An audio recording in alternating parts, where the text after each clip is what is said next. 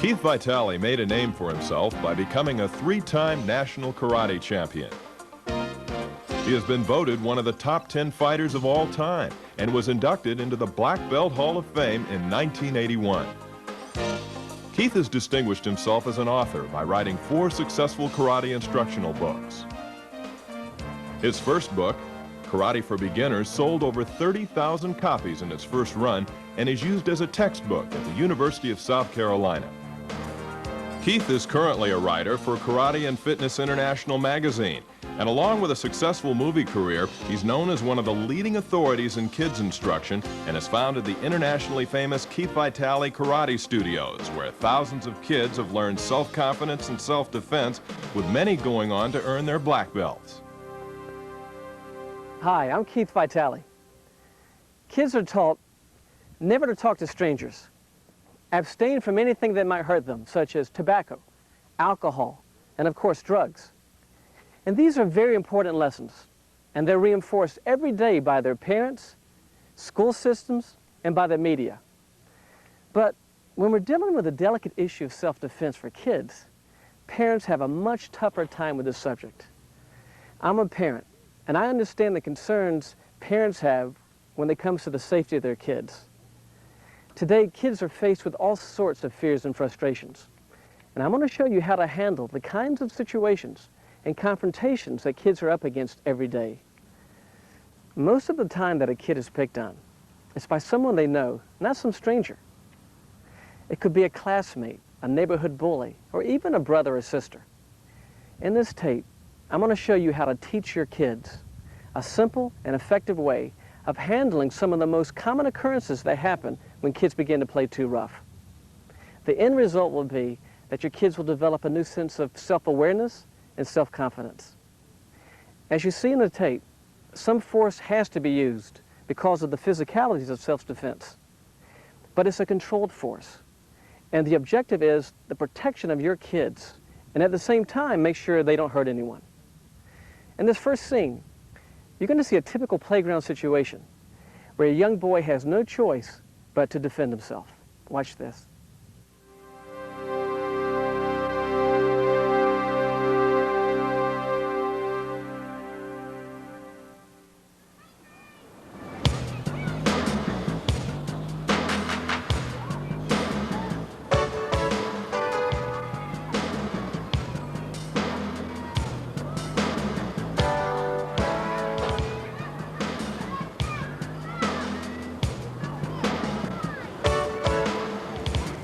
You, get off! Matthew, go away. We just got here. Yeah. I don't care, I want my turn. No. Get off, I want my turn. Let's just leave him alone. Why don't you just shut up? Don't tell her to shut up. What? I think you better wait your turn. I do too. Defense against a headlock. 9 out of 10 times that a kid is attacked in life, he's attacked by a brother or a sister or a friend that might be in a bad mood. I have 2 brothers here today. I have Brian and Matthew. Brian, go ahead and grab Matthew in a headlock, please. What you have here is a bigger brother picking on his little brother, not realizing that he can really do some harm. And the way he can do that is by squeezing so tight with this portion of the arm here that he can cut off the blood supply and render his little brother unconscious. Only about 8 seconds. Plus, it causes a lot of pain. So what we have to do here is develop a move where he can get out of this technique and at the same time not smash his brother or kick him in the groin or cause him great harm. So this is a technique to control the situation. First thing, little Brian, I want you to slide out with your foot and get in a little lower stance. Excellent. Now take your right arm and bring it straight up. And as his arm comes straight up into here, he takes a good firm lock of hair. Grab, and now pull him down, please. And keep him down and control the situation. Now, Brian, try to get up. But he can't do that because he's being controlled. Very good, guys. Let's try it again. All right, now let's reverse you. Turn, and grab him in the headlock again, Brian. So now, Matthew, spread your feet. Excellent. Now, he's balanced. Raise your left arm up. Grab Brian by the hair. Now pull them back. Take him down. And it's controlled. Good, stand back up. Very good, guys.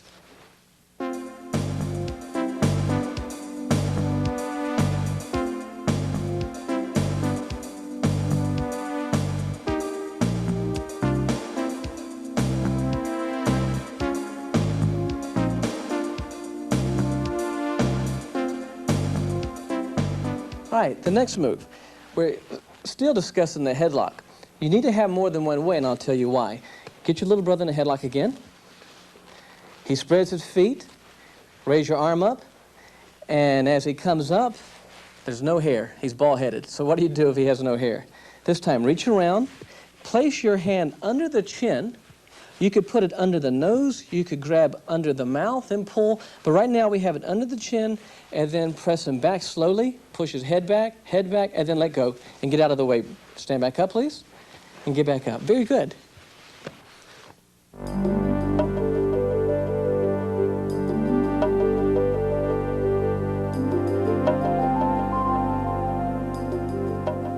All right, and another method to get out of this hold is very simple. And all you need to do here is, again, Matthew, spread your feet a little bit. And instead of trying to force your way out of it, quite simply take your left hand, reach over here to the inner thigh, the soft part of the thigh, and just pinch. Look what happens.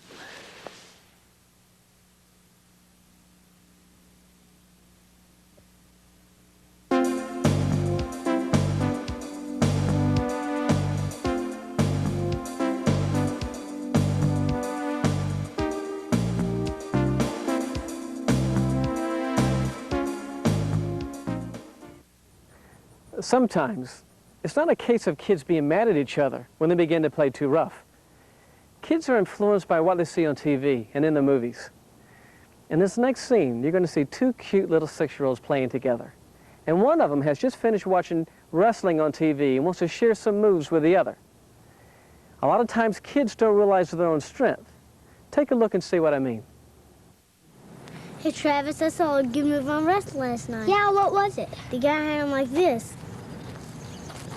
Ow, Matthew, that hurts. Oh, I'm sorry, Travis. Defense against a chokehold. What do you do when you're being attacked and you're being choked and your air supply is cut off? I have Justin on my right, Matthew on my left. Justin, please grab Matthew. And what's happening here is he presses the thumbs all over his windpipe and he's closing off Matthew's air supply. So the first order of business is to get the thumbs off of his throat so he can breathe again. He's going to do this by raising his arms up through Justin's arms and getting a good firm grip on his thumbs. Now that he has a good grip in here, he can breathe again. Now he's going to step out with his right leg or left and then circle the arms up. Excellent. Let's do that again. Justin, grab Matthew. Reach under. Now that you can breathe again, you can think again, step back and release the hold. Very good. Now let's do it full speed. Justin, reach out and grab him. Excellent, very good.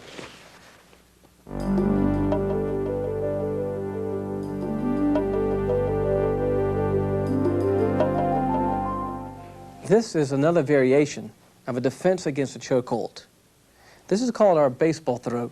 Justin, grab Matthew around the neck again, please. And again, he's closing off his air supply, so he has to act fast.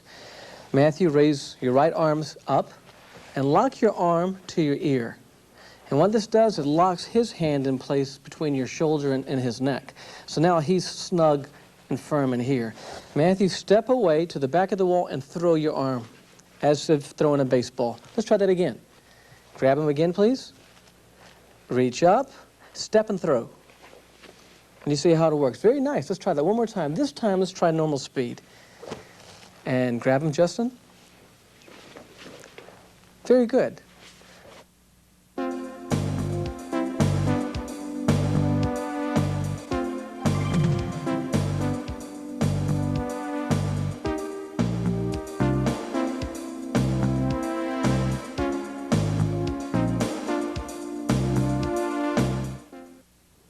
Is there some unwritten rule that states that each school is assigned one bully per class? It seems that way sometimes, doesn't it? In this next scene, you're going to see a bully picking on a group of girls after school. Watch the impression the girl makes on the bully with her knowledge of self-defense.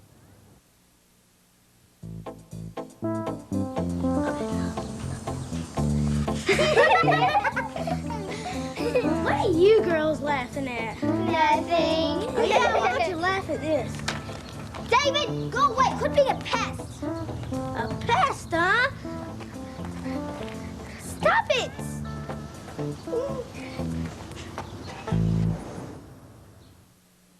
In this segment, we want to discuss stances and defenses against punching and slapping. It's so important that we learn how to project strength with our stances and confidence with our face.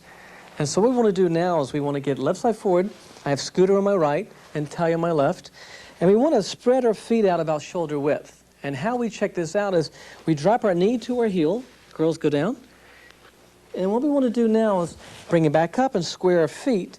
And what we have now is our own shoulder width. No one else is just our own. So we're the most normal and comfortable at shoulder width. And what we want to do is keep our weight right between both feet, not on one side or the other. Now we're in our stance. And the first thing we want to learn, of course, is we want to raise up our hand, and this is our guard hand. You can have it open or closed. And then the other hand just comes into here. Now it's very important in your stance that you learn how to project strength. And this is day one. What you want to be able to do is to keep your body strong as if it was a rock. Now, let me show you the wrong way. Now, girls, I want you to be very weak and wobbly. Bring your hands in like this, close to your head. And what that does is projects weakness. So what you do is you straighten out your body strong, hold your hands and get them away from your mouth. And this tends to project strength. Second stage is your face. Now, girls, let me see a real weak, scared look. You might be strong in the body, but you're real scared and you're shaking. Well, that sixth sense all bullies seem to have. They pick up on that. So what you want to do now is practice, just like you would on anything else, on how to be confident with your look. So now we have a strong stance, good hand position for blocking, and we're confident with our face. All right, excellent. Now, girls, face each other. And get left side forward. And get in your strong stances. Excellent. Now, all kids play and slap and punch. And what we want to do right here is not learn how to counter or how to hurt anyone. Just learn how to block so we don't get hit. So what we're going to do now is, Talia, I want you to step out and throw maybe 3 or 4 punches. And Scooter, let's work on your blocking ability. And go ahead.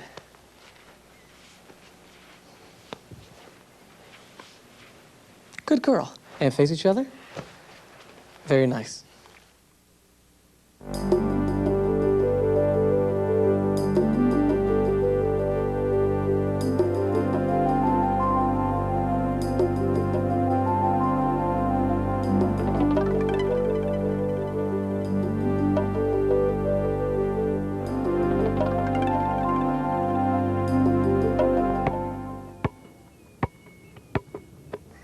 We teach our kids never to resort to fighting if there's an alternative option.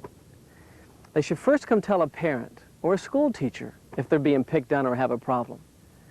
In this next scene, you'll see a group of boys playing ball. And the victim has no time to go for help. Take a look and see what I mean.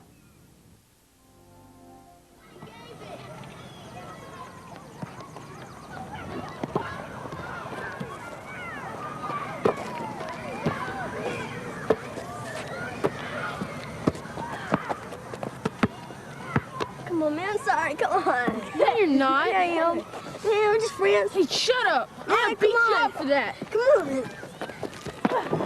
Let me up. Okay. I'm sorry. Please, let me up. It's okay. Defense against a two-hand grab. Other than the headlock, I believe this technique is probably used more than any other technique in a playground. And again, what we're dealing with is not some maniac stranger. We're dealing with friends and neighbors and maybe someone who's in a bad mood. What we have here is today we have David and we have Matthew. Now David's going to grab Matthew. 2 hands by the lapel. Grab him, please. Now pull him into you. Now, this is called in-close fighting in here. The object, again, is to get out of this hold without harming this person or without being hurt. And we don't even want to tear our shirts. So let's get out of this move, nice and slowly, and control this guy at the same time. Now, I want to caution you here. Make sure we do this technique nice and slowly because we're going to be twisting the neck. And I want to make sure that first you warm your neck up and then that you always make sure you practice this technique slowly and have it supervised.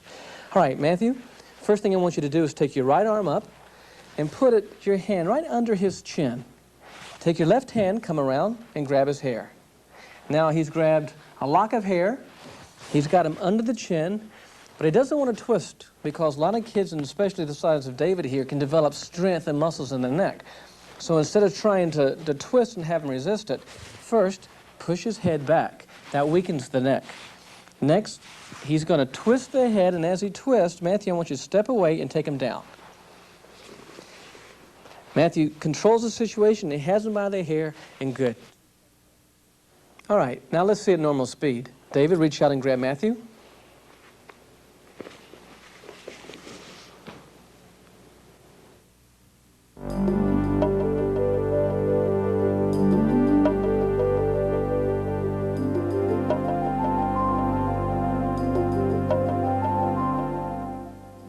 In order to get the confidence that you need in defending yourself, it's very important that you learn more than one method in getting out of these techniques. So we're going to be covering again the two-hand grab, and it's a very simple technique. I want to caution you to make sure that you do this slowly so you don't harm anyone. But sometimes the simpler the technique, the better. Again, David's going to grab Matthew, and grab him please, two hands. And again, he grabs his shirt, he's tearing his shirt. He doesn't want to hurt David. At the same time, he doesn't want to be hurt himself. So as he's being led into him, he wants to take his right hand or left, it doesn't matter, with one finger, he's going to place it at the windpipe on the area right here.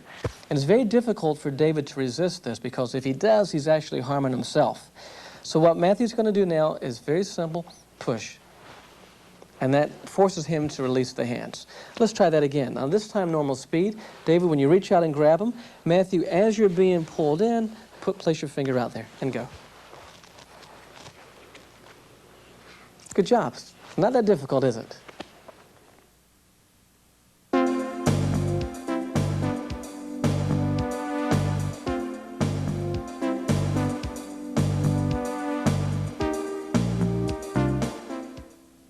This is another variation of the same hold, the two-hand grab.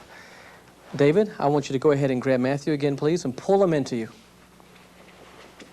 At the same time, Matthew's going to reach around, grab the thumbs, and make sure he has a good firm hold on the thumbs.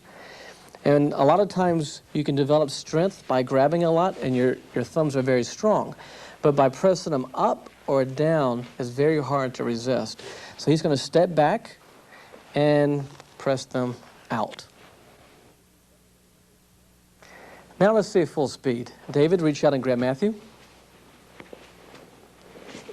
Very good.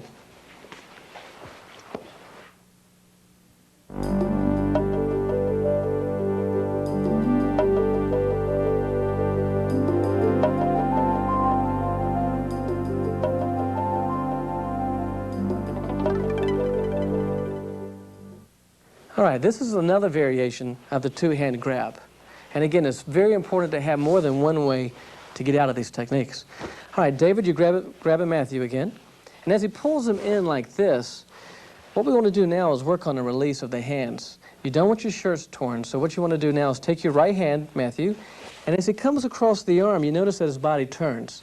He's going to grab the hand, and what he's doing here basically is he's grabbing the hand that's holding his shirt by putting his hand inside the palm. And then he's going to twist. Now he begins to twist the other direction as he pivots the other way. And as he turns the hand over like this, and here you'll see down. Let's do that again. Just grab him, David. Matthew, reach around. Twist. And spin him around. Very nice. Now let's do that full speed. That if somebody gets a firm grip on that uniform or that shirt, it's very difficult to even squeeze your hand inside the palm. So as soon as the contact is made and you're being pulled, you want to react. And let's see it, David, full speed. Good job. Very nice.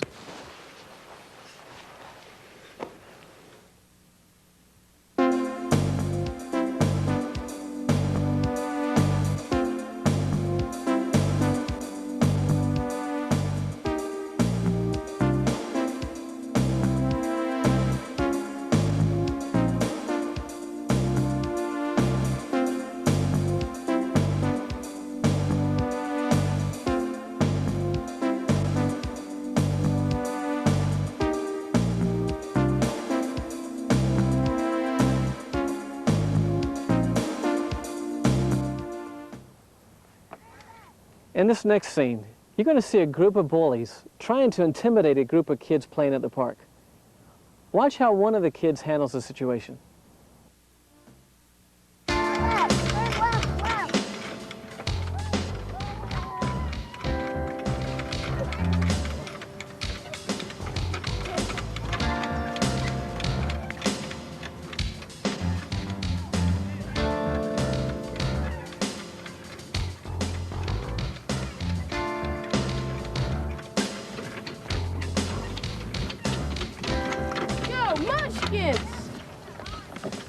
I want you off now. No! What? I said now. No, Will's here first. So what? I don't care. I don't think so. Come on. This is a defense against a one-arm grab. Justin's going to grab Matthew by his shirt or his uniform and pull him towards him. As he's doing this, what we want to note is he doesn't want his shirt torn, and at the same time, he doesn't want to cause this gentleman a lot of pain in order to get out of this hold. So he wants to be able to control the situation. We call this our come-along technique. Matthew's going to raise his right arm straight up and circle behind Justin's elbow, raising it straight up. Excellent. Let's try that again. Justin, grab Matthew, pull him towards you. Circle your arm up and around, and pick him up, and walk a couple steps with him. And stop. Good job. Now let's do a full speed. Justin, grab Matthew, and pull him to you.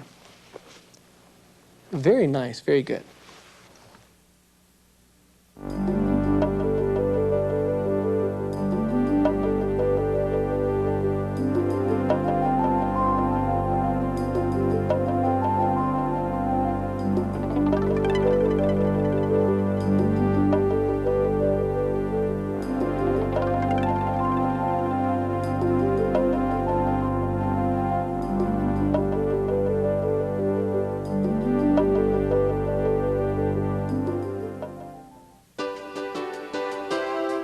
Defense against a headlock. Starting off in a good stance, Matthew reaches up and grabs Brian by the hair. He pulls him down, which releases the hold around his neck.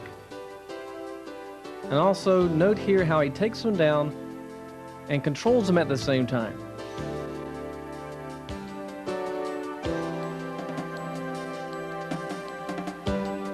In this alternate method of a defense against a headlock, Brian reaches around and grabs him by his chin versus his hair.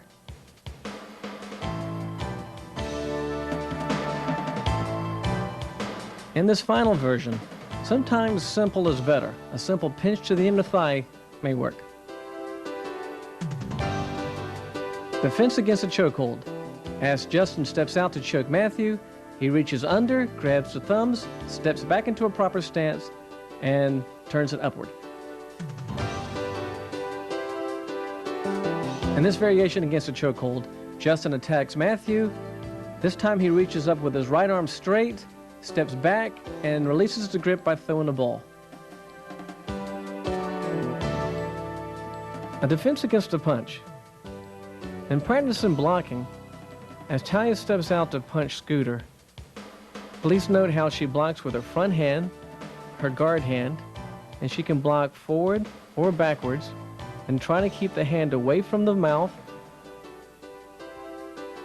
and not too far away from the body.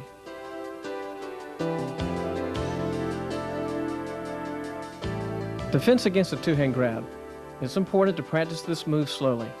As David steps out and grabs Matthew by the lapels, he pulls him towards himself. Matthew reaches the palm under the chin, grabs the hair, twists him down, and controls him.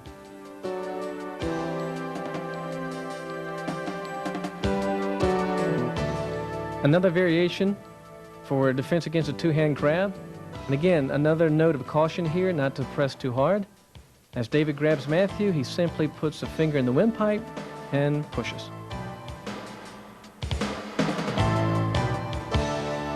In this version against a two-hand grab, David steps out and grabs Matthew, pulls him towards himself. Matthew reaches up, grabs the thumbs, and steps back in his stance and turns him outward. In this final version of a two-hand grab, as David grabs Matthew, Matthew reaches over, grabs the hand, turns and locks the elbow in a straight position and forces him down, controlling him. Defense against a one-arm grab. Justin grabs Matthew. As he pulls him towards himself, Matthew reaches up and around, and he forces Justin's elbow upward.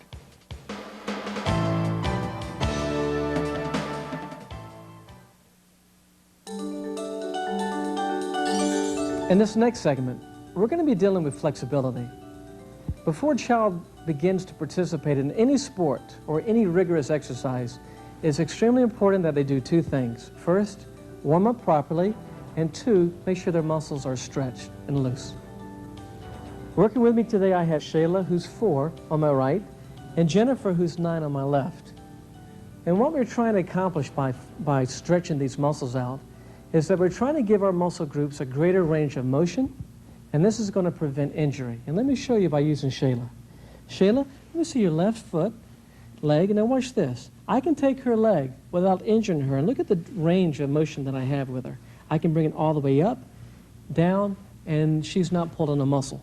Try this out with anybody else that has tight hamstrings or tight groin muscles, and you'll see what I'm talking about. All right, first, girls, I want you to warm up by running in place.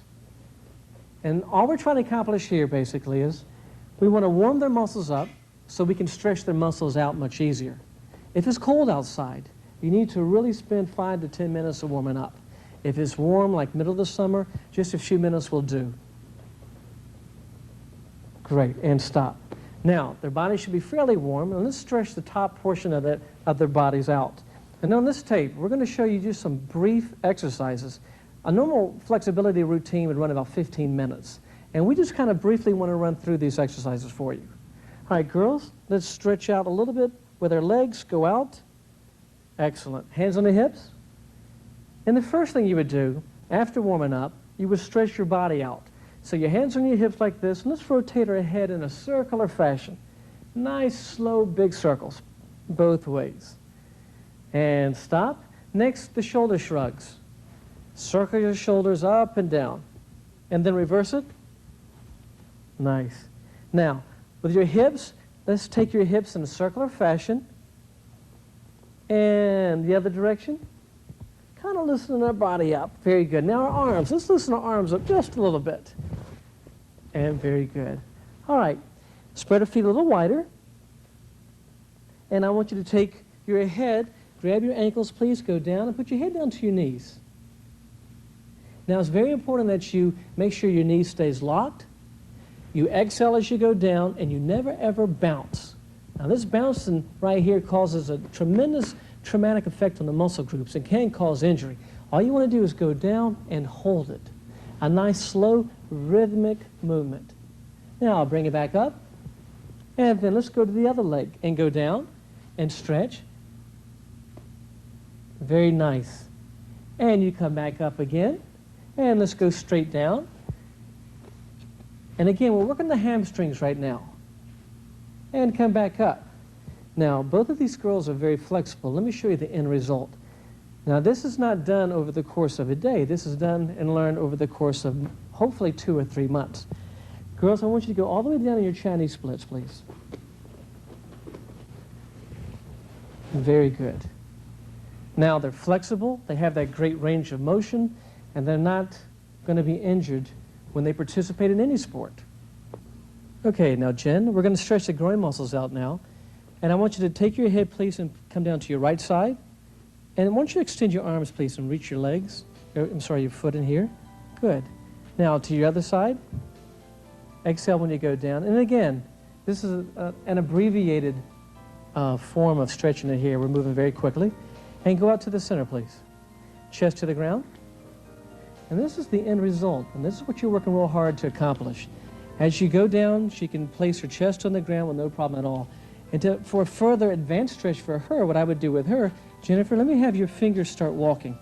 Further, further, further, and as she reaches out, she's even applying more pressure to the full split. Very good. Sit back up, please. Come back to the butterfly. And bounce your legs a little bit. And now this is the only time that I encourage bouncing at all, and it's not a stretch. I'm just trying to get some blood back in her legs. All right, very good. Now, Let's stretch your lower back out a little bit. Take your feet a little bit further out and put your hands underneath your legs and head down. Exhale as you go down and hold it. And this is stretching the lower back out. And come back up. Very good. Right leg out, left leg in. And let's stretch your hamstring again. Head down to your knee. And back up. Now, Jennifer, go halfway about here and hold it. Go down, please, and stop. And if this is the case and you can't get any lower, that's fine. And what you want to do, again, is apply a little bit of pressure, not too much pressure, and keep it right there without bouncing. And every day make it a goal to get a little further and a little further. And now, Jen, go all the way down and back up. Switch legs, please. And down. Good girl. And back up. Now, an advanced version of this for her, since she's so flexible, is to take this foot and place it over her leg in here. And this is going to be much more difficult for her. Go down, please. Head down to your knees. And back up. And you can try this. And you can see which ones are easy for you or more difficult for you. Switch legs, please. Place your left over your right. Head down to your knees. And back up again, please. Both legs straight out. Now this is for the hamstrings muscles under your legs as well as for her lower back in here. Go down. And bring it back up. And the butterfly, please. And again, bounce your legs just a little bit.